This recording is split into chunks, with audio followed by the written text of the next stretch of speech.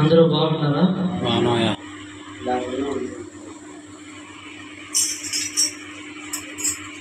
గత వారం మాటలు ఏం చెప్పారో గుర్తుంది ఎవరికైనా? తప్పుగా అనుకోబాకండి. వాక్యం అనేది మనలోకి మన హృదయంలో ఎంత భద్రపరుచుకుంటామో అంత ఘనముగా దేవుడు ఆశీర్వదిస్తాడు. హల్లెలూయా. అయితే ఈరోజు వాక్యం చూద్దామండి. ఇర్మీయా గ్రంథము 2వ అధ్యాయము 20వ వచనం. ఇర్మీయా గ్రంథము 2వ అధ్యాయము 20వ వచనం.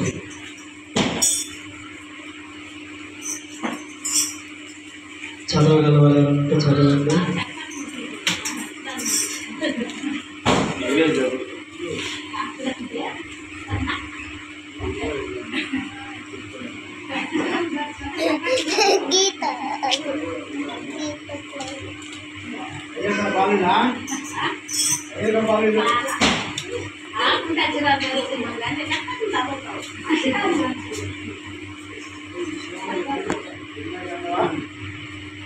రెండవ అధ్యాయము ఇర్మీయా గ్రంథము 2వ అధ్యాయం 20వ వచనం. పూర్వకాలం నుండి నేను నీ కాడిని విరగొట్టి నీ బంధకములను తెంపివేసి తిని నేను సేవ చేయునని చెప్పుచున్నాను. ఎత్తైన ప్రతి కొండ మీద పచ్చని ప్రతి చెట్టు కిందను వేల వలె క్రీడించుచున్నాను. హల్లెలూయా. ఈ ఆధారపు వాక్యం ఏంటంటే, నేను నీ కాడిని విరగొట్టి నీ బంధకములను తీసివేయుదును. హల్లెలూయా. అందరూ నాతో చెప్పాలా? నేను నీ కాడిని విరగొట్టి నీ బంధకములను తెంపివేస్తుంది. ఆమేన్. తల వంచినట్లయితే ప్రార్థన చేసుకుందాం. సర్వోన్నత స్థలంలో నివసిస్తున్న మా తండ్రి, ఈ ఘనమైన ఉన్నతమైన నామమునకు స్తుతులు స్తోత్రములు దేవా. అల్పుడను అయోగ్యుడను తండ్రి ప్రభువా, అయా ఇకనైనా ప్రభువా, ఇంతవరకు నేను ప్రభు నీ సన్నిధిలో నిలబెట్టి నీ వాక్యం చెప్పుటకు ధైర్యం లేని వాడిని ప్రభువా, నా ముందు మీరు నిలబడండి, నాతో మాట్లాడండి. అయ్యా ప్రభా, నీ ప్రజలతో నీ మాట వినిపించాలి ప్రభా. నీ మాట ఈ సన్నిధిలో వినపడాలి తండ్రి ప్రభా. లేక చెప్తాను, వాళ్ళకి అర్థమైన రీతిలో మీరు బోధించండి అడుగుతూ యేసయ్య పేరున నామములో అడిగి పెట్టుకుంటున్నాము తండ్రి. ఆమేన్. హల్లెలూయా. అయితే ఈ మాట ఇర్మీయా ప్రవక్త ఇశ్రాయేలు ఐగుప్తులైన వారికి చెప్తున్నాడంట. ఏమని చెప్తాడంటే, ఇశ్రాయేలు ఐగుప్తు ప్రజలారా, నేను చెప్తున్న ఈ మాట మీరు గ్రహించాలి. ఇంతవరకు మీరు ఏ కాడైతే మోస్తున్నారో, ఇంతవరకు ఏ బానిసత్వం ద్వారా మీరు బాధించబడుతున్నారో, ఇంతవరకు ఎవరి చేత మీరు ఇబ్బంది పడుతున్నారో, ఇదిగో యేసు నామములో నీ కాడి ప్రభు విరగొడుతున్నాడు. ఈ దినమందు నీ కాడి విరగొడుతున్నాడు. నీ బానిసత్వం విరిగిపోతుంది.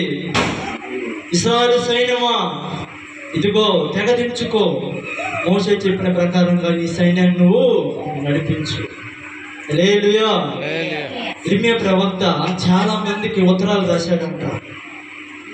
చాలా మందికి దేవుడి మాటలు ధైర్య స్ఫూర్తితో ఆయన ఉత్తరాలు రాసి చెప్పేదంట ఇర్మీయా ప్రవక్త.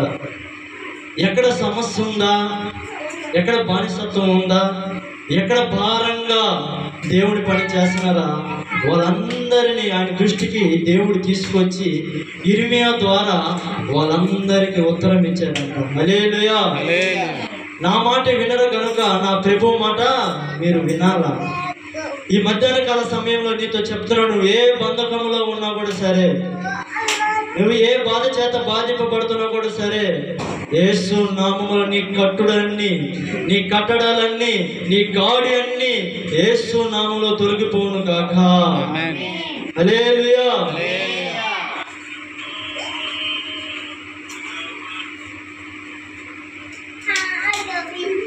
అయితే ఇంకో మాట చెప్తున్నాడు, దేవుని బద్ధకముల నుండి నిన్ను విడిపించాలంటే నువ్వేం చేయాలి? దేవుడు ఏ బంధకంలో నువ్వు ఉంటే, ఏ సమస్యలో నీవు ఉంటే, ఏ బాధ చేత నువ్వు బాధింపబడుతుంటే, ఏ పని చేస్తే దేవుడు నిన్ను విడిపిస్తాడు? ఏ పని చేస్తే దేవుడు విడిపిస్తాడు?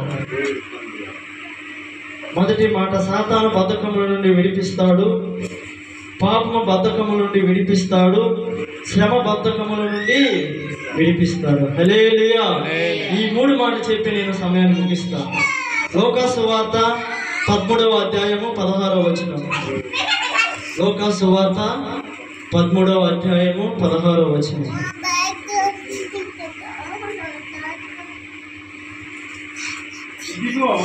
ఇదిగో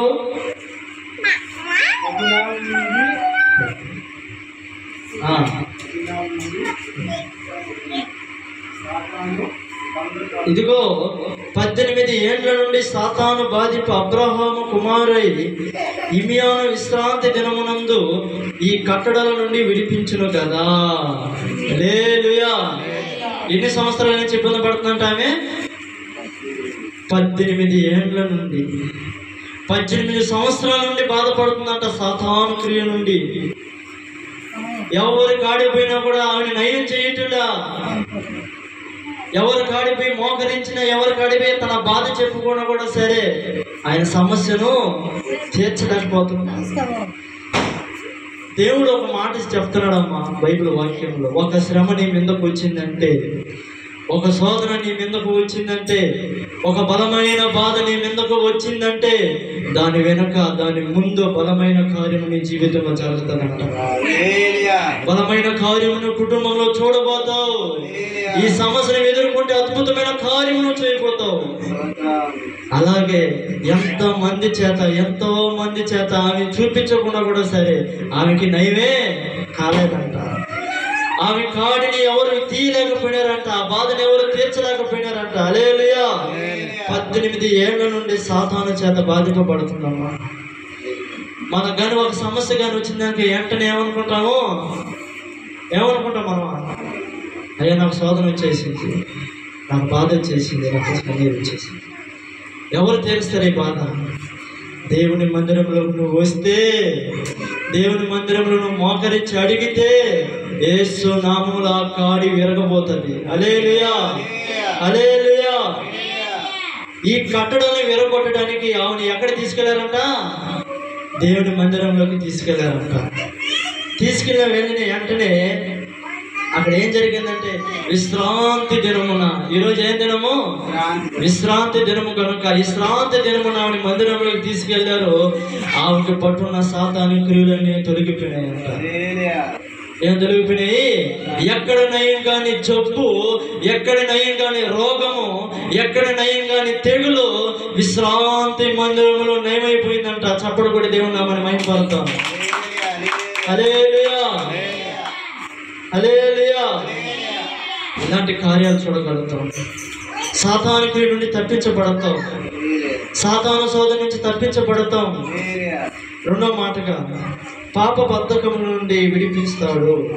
గళితీయులకు రాసిన పత్రిక 3వ అధ్యాయము 22వ వచనం.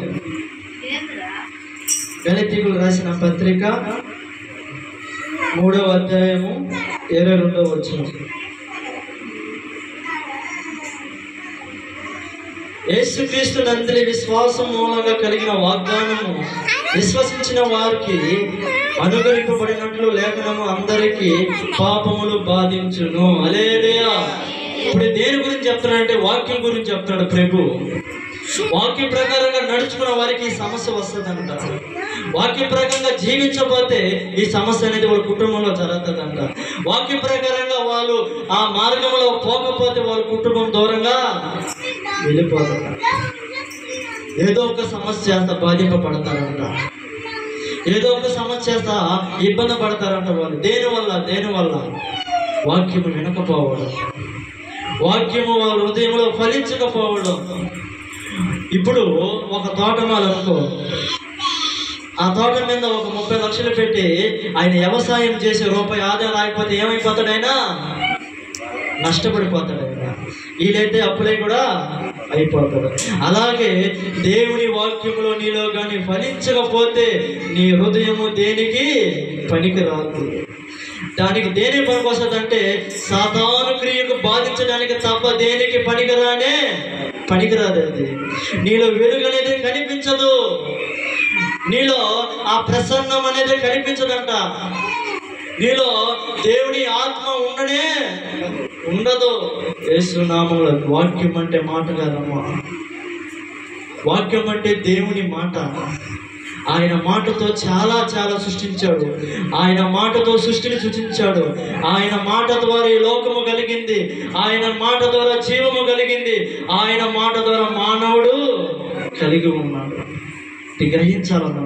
ఆయన మాట అంటే వాక్యము. అదే అంటారు, ఆది యందు వాక్యం అనేది, వాక్యము దేవుడి ముందు ఉన్నదే, దేవుడే వాక్యమై ఉన్నాడు. గ్రహించాలి మనం.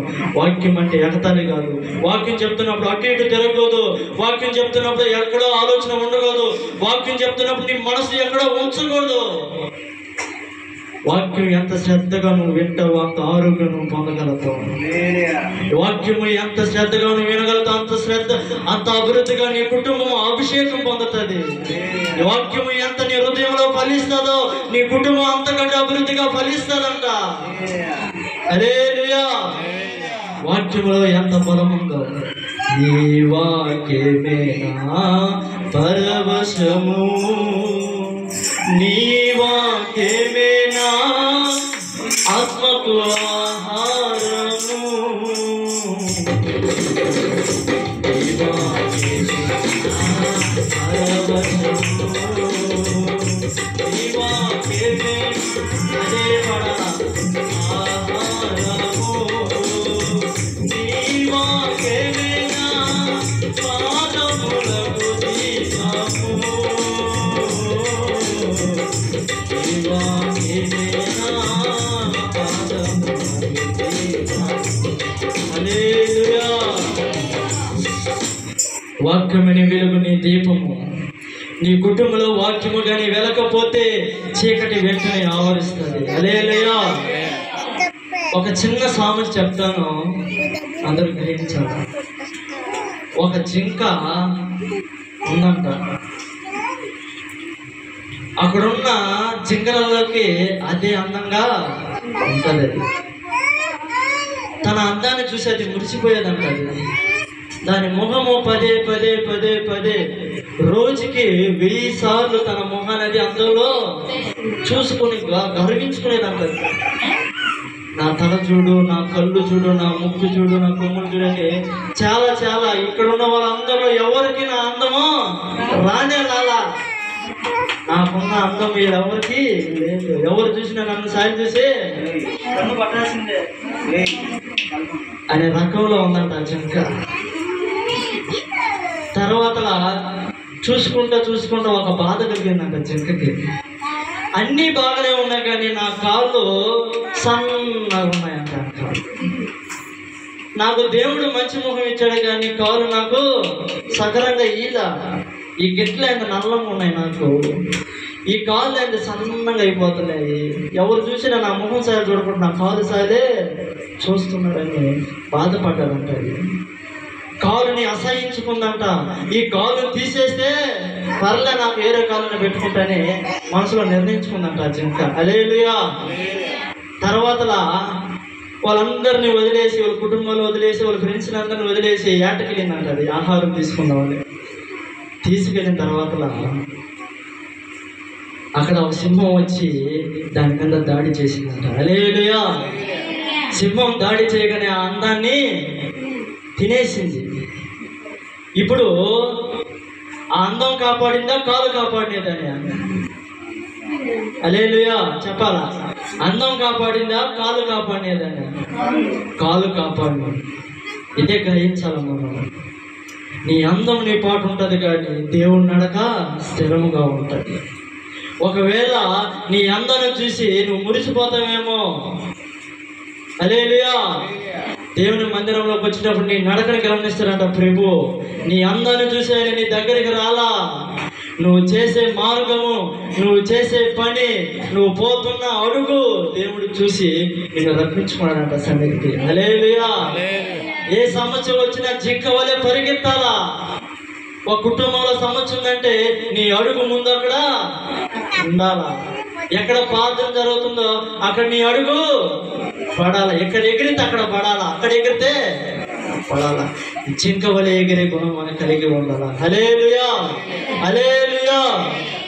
మూడో మాటగా చూద్దామండి. శ్రమ బాధములను, శ్రమ బద్ధకముల నుండి విడిపిస్తాడు. అపోస్తల కార్యము 12వ అధ్యాయము 6వ వచనం. అపోస్తల కార్యము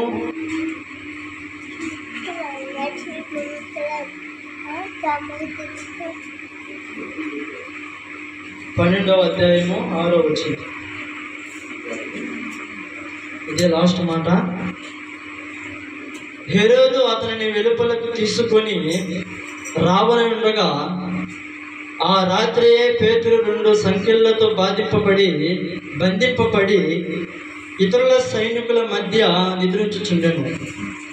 మరియు కావలి వారు తలుపులు ఎదుట చెరసాలో దాచుకుని, ఇదిగో ప్రభు దూత తన దగ్గరికి నిలిచెను. హల్లెలూయా.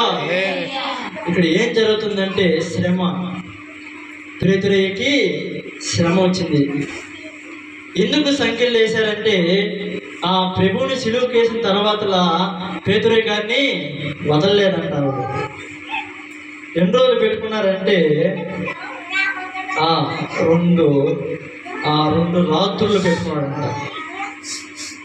2 రాత్రులు సంఖ్యలు వేసి ఆ సంఖ్యల్లో పెట్టున్నాడంట. పేతురు గారికి ఏమొచ్చింది? శ్రమ అనేది వచ్చింది.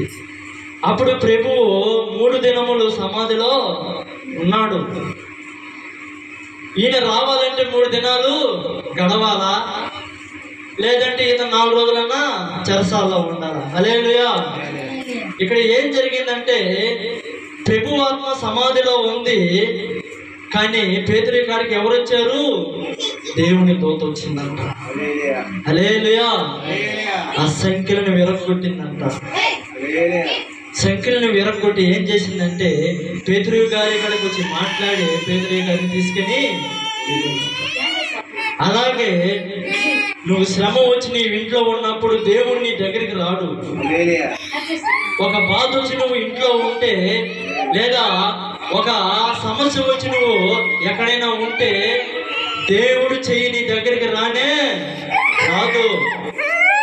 దేవుని దూత వస్తుందంట. దేవుని దూత వచ్చి అక్కడ ఏం జరుగుతుందో అక్కడ పరీక్షించి దేవుని దగ్గరికి తీసుకెళ్తాడంట.